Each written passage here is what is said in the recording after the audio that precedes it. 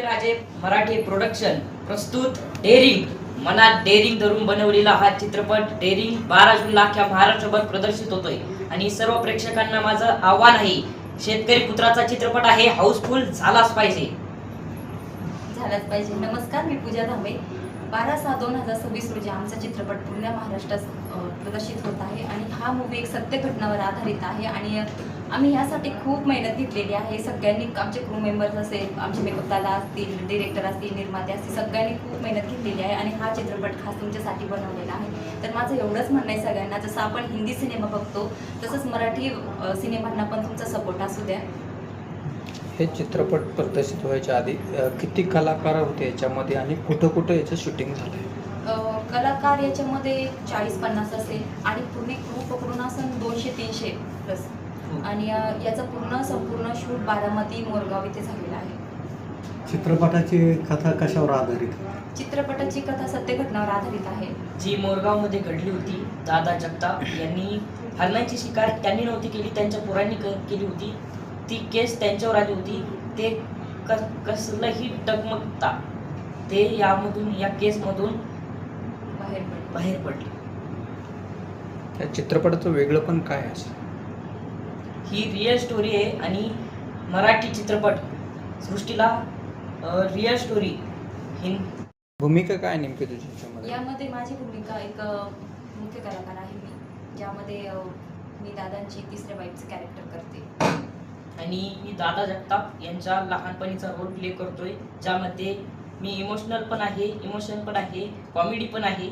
माझा मित्र युवराज, माझा भाऊ, तो पण या चित्रपटात आहे. तुम्ही दोघा भावांनी एक ग्रामीण भागातून ते जालना ते बारामती हा प्रवास काही सोपा नव्हता, कसा बघतो याच्याकडे? रिस्टारवरून डायरेक्ट चित्रपटात याआधी माझा एक व्हिडिओ होता. आता तर सध्या लग्नाचे प्रॉब्लेम चालू आहे, कोणाला पोरगी भेटायलीच नाहीये. त्यावर मी एक रील टाकली होती, तुमचं लग्न झालंय का? तुम्हाला नाही म्हणतोय बरं का, रील टाकली होती, तुमचं लग्न झालंय का? तर मग ती रील बघितली आमच्या नवोदय BSc ॲग्री यांचे प्रोड्युसर मिलिंद लडगे सरांनी. मग त्यांनी मला कॉल केला, ऑडिशनला ये म्हणले. आणि या नवोदय BSc ॲग्री या चित्रपटाचे दिग्दर्शक राम खाटमुडे यांनी मला या चित्रपटात घेतलं. संपूर्ण अशी आम्ही मजा केली, खूप धमाल केली आणि तो चित्रपट शेतकऱ्यावर आधारित होता, त्यामुळे प्रतिसाद तर चांगला भेटला त्याला. हे द बारामती जो पिक्चर काढलेला आहे याच्यातला संदेश काय देणार आहे नेमकी? की आताची तरुण पिढी आहे जी संकट आलं की मागे हटतात, फाशी घेण्याच्याकडे जातात. पण जे दादा जगताप होते ते कसलंही न बघता स्वतः त्या केसमधून प्रत्येक संकटाला सामोरे जाऊन त्यांनी स्वतःचं अस्तित्व निर्माण केलं यामध्ये. तर नवीन पिढींना भरपूर काही शिकायला भेटेल त्यामध्ये. नक्की तुम्ही एकदा जाऊन थिएटरला मूवी बघा. आजच्या तरुणांना का पाहावं पिक्चर?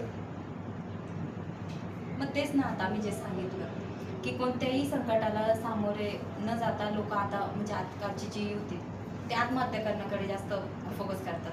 काही म्हणजे टेन्शन आलं की मला असं नाही करायचं, स्वतःला कोंडून घेणार, जेवण बंद करणार, आईवडिलांना परेशान करणार. पण या मूवीमध्ये असं आहे ना, एक मुलगा जो लहानपणापासून अनाथ आहे, त्याला आईने जन्म देताच दुसरीकडे सोडलं. त्याला जन्म देणारी आई वेगळी, त्याचा सांभाळ करणारी आई वेगळी आणि एक अनाथ म्हणून तो वावरला आणि पहिली चोरी त्याने अन्नासाठी केली. आणि त्याचं जेवढं पण त्यांनी संघर्ष केला आहे तर आपल्याला विचार करण्यात भाग पाडेल, हा करू शकतो तर मी का नाही करू शकत. त्यामुळे सगळ्यांनी बघावे असं मला वाटतं. तुमची भूमिका काय आहे नेमकी चित्रपटात? यात माझी भूमिका मी एक बायकोचं कॅरेक्टर केलंय, एक आईचं कॅरेक्टर केलंय, जे 20 वर्षापासून तर 50 वर्षाच्या बाईपर्यंत मी याच्यामध्ये एक माझी भूमिका साकारली आहे. हा रोल कसा मिळाला? याच्यापूर्वी तुम्ही काही मालिका वगैरे केल्या? हां, या सांगायला गेलं तसं तर मी पहिले वेबसिरीज केले, शॉर्ट फिल्म केले, काही सॉन्ग केले आणि इंस्टाग्रामवर प्रोफाईल आहे, फेसबुकला आहे, म्हणजे ब्लॉगिंग वगैरे मी करायचे. तर यातून मला संधी भेटली आणि एक दिवस मी म्हणजे नॉर्मल शूट करत होतो आम्ही एक वेबसिरीजचं, जे आदित्य सरांसोबत करत. त्यांनी माझी भूमिका त्यात पाहिली, त्यांना माझी भूमिका आवडली असेल तर त्यांनी मला बोलले की माझं एक मूवी येणार आहे, तर त्यामध्ये तू काम करशील का? मी इझिली घेतलं होतं, मला वाटलं हा म्हणत असतील. पण एक दिवस त्यांचा रात्री मला कॉल आला की असं कॅरेक्टर आहे की कर म्हणून, फीचर फिल्म आहे, मोठी फिल्म आहे, तुझी प्रोफाईल बनेल. मी म्हटले ठीक आहे सर, येते. पण मला याबद्दल काहीच माहीत नव्हतं की माझी भूमिका काय असेल, स्टोरी काय. तिथं गेल्यानंतर मला कळले की हे सत्य घटनावर आधारित आहे आणि ज्यांची मी भूमिका करत आहे ते माझ्या समोर बसलेत आणि मला त्यांना ऑब्झर्वेशन करून मला ही भूमिका करायची होती. काय आव्हान करशील प्रेक्षकांना? की या एवढ्या सर्वसामान्य माणसांनी आम्ही दोघांनी हा चित्रपट सॉरी ठीक आहे, मी बोल. एवढंच सांगेल की आम्ही एक खूप म्हणजे असं रिच फॅमिलीतून नाही आहे. हा पण शेतकरी, मी पण शेतकऱ्याचीच मुलगी आहे आणि एका खेडेगावातून, आम्ही दोघंही खेडेगावातले आहे. तर एवढंच म्हणणं आहे की आम्ही तुमच्याच इथलं आहे, तुमच्यासारखेच आहोत. तर तुमच्या इथलेच मुलं त्यांनी एक बनवलेली आहे आणि अख्ख्या महाराष्ट्रात ती प्रदर्शित होत आहे. छोट्याशा गावातून आलेले पोरं आहेत. तर आमच्यासाठी तरी हा मूवी बघावा असं मला वाटतं.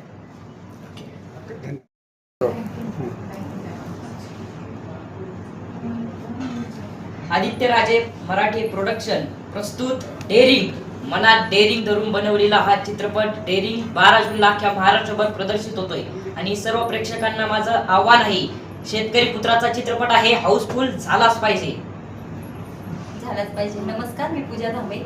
12/6/2026 रोजी आमचा चित्रपट पूर्ण महाराष्ट्रात प्रदर्शित होत आहे आणि हा मूवी एक सत्य घटनावर आधारित आहे आणि आम्ही ह्यासाठी खूप मेहनत घेतलेली आहे. सगळ्यांनी, आमचे क्रू मेंबर्स असेल, आमचे मेकअप दादा असतील, डिरेक्टर असतील, निर्माते असतील, सगळ्यांनी खूप मेहनत घेतलेली आहे आणि हा चित्रपट खास तुमच्यासाठी बनवलेला आहे. तर माझं एवढंच म्हणणं आहे सगळ्यांना, जसं आपण हिंदी सिनेमा बघतो तसंच मराठी सिनेमांना पण तुमचा सपोर्ट असू द्या. हे चित्रपट प्रदर्शित व्हायच्या आधी किती कलाकार होते याच्यामध्ये आणि कुठं कुठं याचं शूटिंग झालंय? कलाकार याच्यामध्ये 40-50 असेल आणि पूर्ण क्रू पकडून असेल 200-300 प्लस. आणि याचं संपूर्ण शूट बारामती, मोरगाव इथे झालेलं आहे. चित्रपटाची कथा कशावर आधारित? चित्रपटाची कथा सत्य घटनावर आधारित आहे. जी मोरगावमध्ये घडली होती. दादा जगताप यांनी हरणांची शिकार त्यांनी नव्हती केली, त्यांच्या पोरांनी केली होती. ती केस त्यांच्यावर आली होती. ते कसलंही डगमगता ते या केसमधून बाहेर पडले. या चित्रपटाचं वेगळं पण काय असेल? ही रिअल स्टोरी आहे आणि मराठी चित्रपट सृष्टीला रिअल स्टोरी